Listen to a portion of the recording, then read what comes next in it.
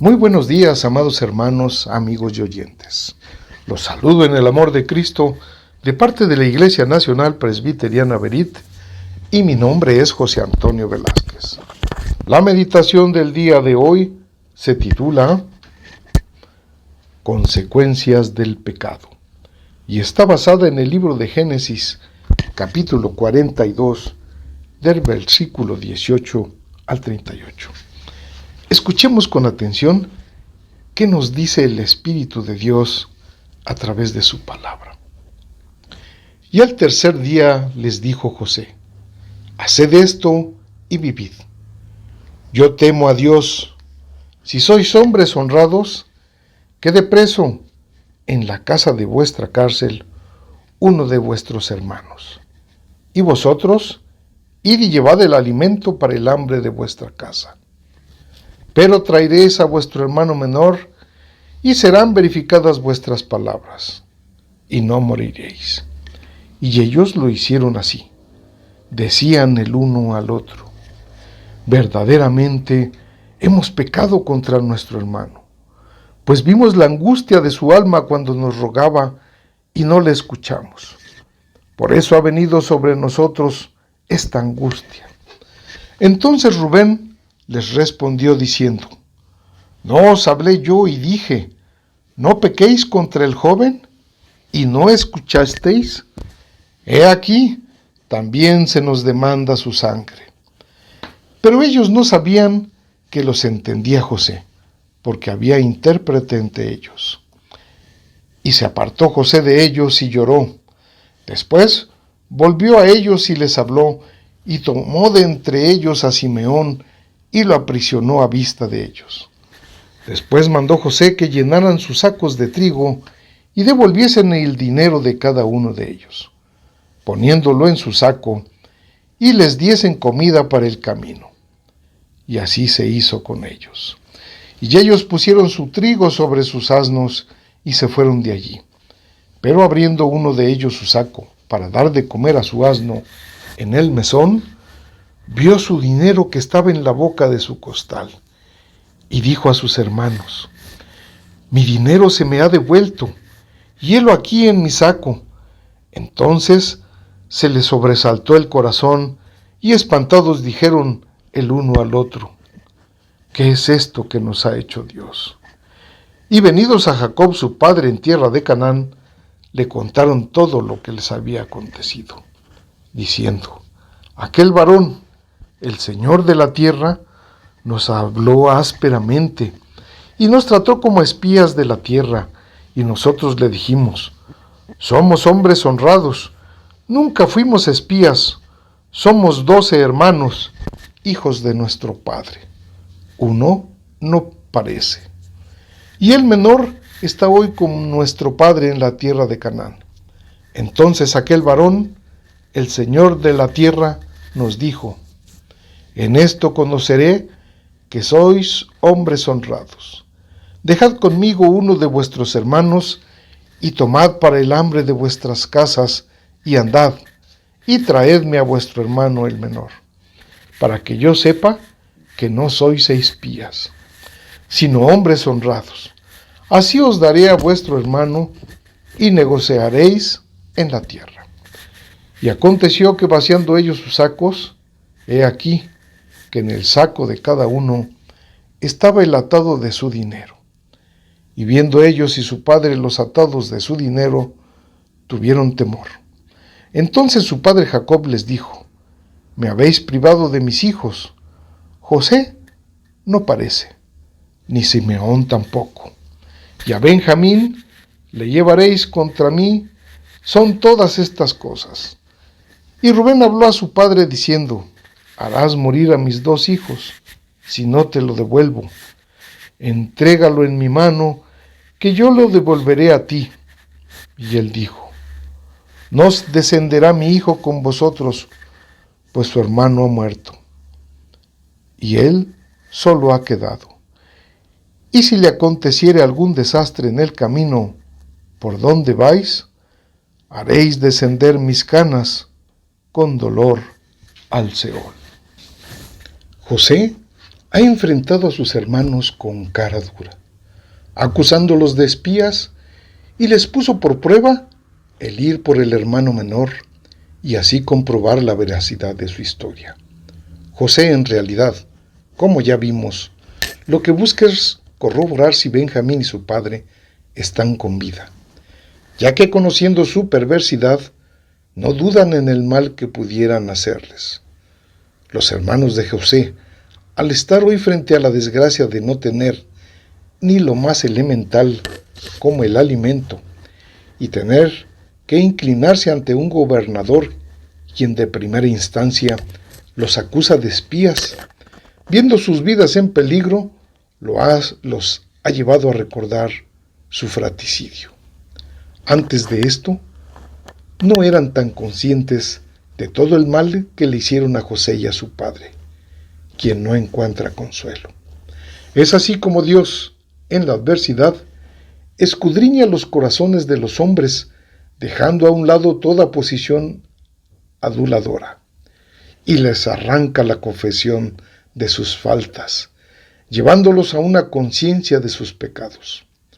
Este tipo de pruebas las experimentamos constantemente los creyentes, ya que seguimos siendo pecadores. Mas bendita sea la hora en que Jesús nos redimió de todo pecado. Inútil sería que Dios tocara nuestros corazones, haciéndonos ver nuestros pecados, sin que provoque arrepentimiento también. Su gracia es completa. Los hermanos hablan entre sí, pensando que su interlocutor no entiende su idioma, y confiesan: verdaderamente hemos pecado contra nuestro hermano, pues vimos la angustia de su alma cuando nos rogaba y no le escuchamos. Por eso ha venido sobre nosotros esta angustia. Fueron insensibles al ver la angustia del alma de su hermano José. Ahora sus ruegos no son escuchados, aun cuando salen de lo más profundo de su ser, y todo esto lo ven como el justo juicio de Dios. Por eso la palabra de Dios es muy clara cuando nos dice: el que cierra su oído al clamor del pobre, también él clamará y no será oído. Aprendamos, mis queridos hermanos, a ejercer humanidad, extendiendo la mano al desprotegido, y por mucho conocimiento que se tenga, no respondamos con arrogancia, pues eso no es actuar con la sabiduría y misericordia que nos comparte nuestro Señor. Los hermanos de José han llegado a la conclusión de que a pesar de sus ruegos, parece que no pueden conseguir la ayuda de Dios, y se dan cuenta que sus vidas están bajo la autoridad de Dios, quien sigue al cuidado de ellos, aunque así no lo perciban por ahora. José sigue escuchando cuando Rubén le dice: ¿no os hablé yo y dije, no pequéis contra el joven? ¿Y no escucharon? He aquí también se nos demanda su sangre. Rubén magnifica la culpabilidad de sus hermanos al recordarles que no lo escucharon cuando él abogó por José, ni permitieron que lo liberara, y les reprocha su arrepentimiento, el cual se da demasiado tarde. José está escuchando y entendiendo todo, pues hablan en su idioma natal, pero para él esta confesión y arrepentimiento no son suficientes, y toma preso por garantía a Simeón, dejando ir a los demás. Este acto no es por maldad o venganza, pues lo que realmente desea es saber de la seguridad de su hermano Benjamín. Prueba de ello es que deja partir a los demás llenando sus bolsas de alimento.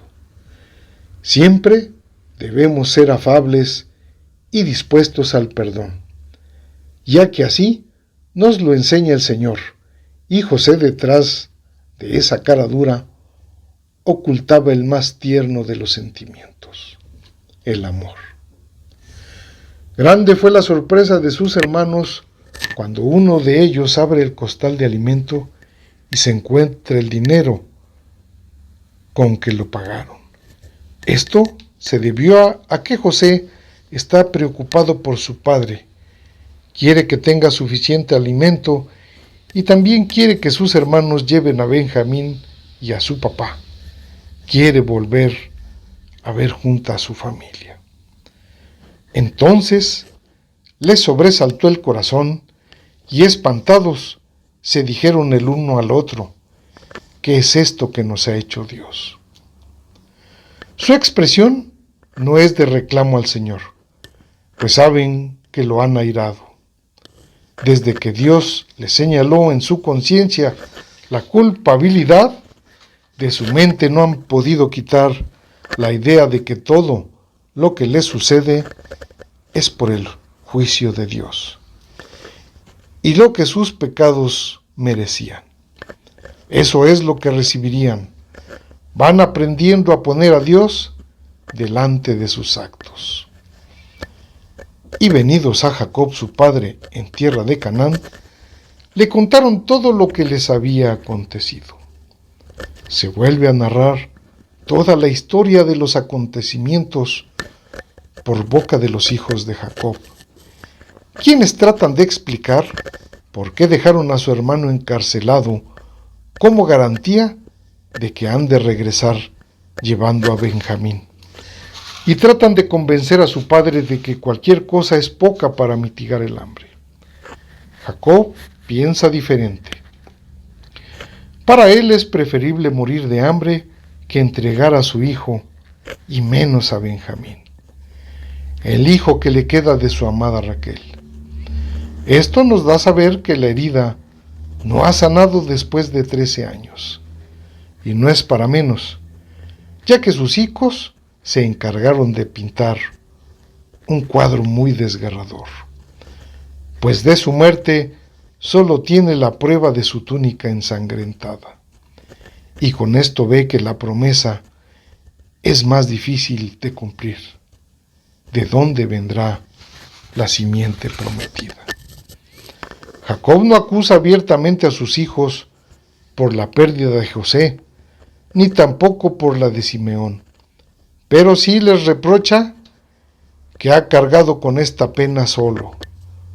Rubén a esto da un giro total al ofrecer a sus dos hijos en garantía, ya que si no regresa Benjamín, le pide a su padre que tome sus vidas. Jacob da por respuesta que no irá su hijo Benjamín a ningún lado. Ve con claridad la vida de su familia destrozada por el hambre. Pero aunque no lo dice Moisés, sabemos que la paciencia de Jacob está sustentada en la fe que le da Jehová nuestro Dios. Como humanos, muchas veces no vemos con claridad el alcance de nuestros hechos. No queremos ver las consecuencias de nuestro pecado, pero Dios, que es fiel y justo, nos hace ver. Despierta nuestra conciencia para darnos cuenta de esto y llevarnos al arrepentimiento, porque al confesar el mal que hemos hecho, Él es fiel y justo para perdonar nuestros pecados y limpiarnos de toda maldad. Las consecuencias están, pero nuestros corazones encontrarán paz en su perdón. Los hermanos de José están en este proceso, reconociendo sus faltas, viviendo las consecuencias de sus hechos. Están viviendo ese dolor y ahora perciben con mayor claridad el dolor de su padre. Pero gracias a Dios, la historia no termina aquí. El Señor tiene misericordia de sus hijos y guía todo para el cumplimiento de sus promesas, como lo veremos más adelante. Y si Dios lo permite, nos estaremos escuchando el próximo sábado. Por lo pronto, recuerden que mañana tenemos una cita muy importante para alabar al Señor. Bendiciones y hasta la próxima.